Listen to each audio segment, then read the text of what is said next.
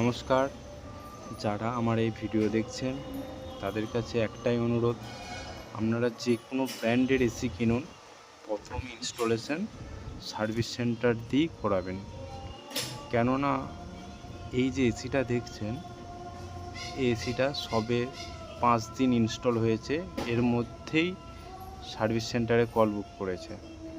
তো এর সমস্যা কি, লোকাল টেকনিশিয়ান দিয়ে এসিটা ইনস্টলেশন করানো হয়েছিল। তার আগে বলে দিই, এসিটা হচ্ছে ডাইকিনের 1.5 টন 5 স্টার এসি। তো কাস্টমার লোকাল টেকনিশিয়ান দিয়ে ইনস্টলেশন করানোর কারণে যেই টেকনিশিয়ান ইনস্টলেশন করার পর তাদের ভুলবশত গ্যাসটা ছাড়া হয়নি মেশিনে। তো মেশিন চালানো হয়, তো মেশিন চালিয়ে দেখছে ঠান্ডা হয়নি। কেন হয়নি তারা বুঝতে পারেনি।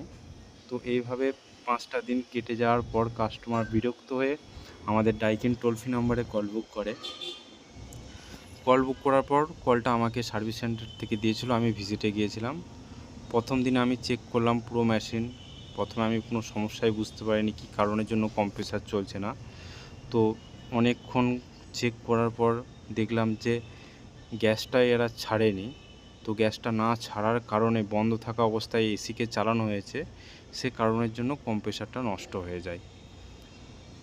তো আমি সেই দিন চেক করলাম, চেক করার পর আমি কোম্পানিতে compressor plus PC board order করলাম, এসেছে আমাদের সার্ভিস সেন্টারে। তো আজকে আমি চেঞ্জ করছি, আশা করছি মেশিন রেডি হয়ে যাবে।